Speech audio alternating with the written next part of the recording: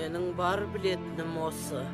Біреудің нақаққанын арқалама қарағым. Бәрінде өлім жуық бетті ғой. Енді тым болмаса мәйіт алуға рұқсат ет.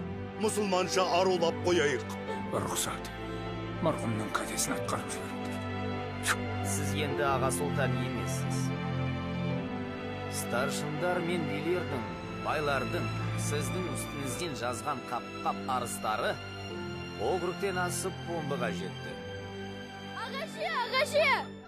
Құдаш ағамды ауылдың сыртындағы жолмен айдап әкетіп бара жатыр дейді.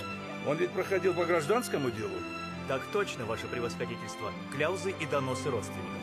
Ну вот оформляйте его по гражданскому делу в Сибирь, матушку. Аллаға аманат. Қайда жүрсің, аман жүр жарығым.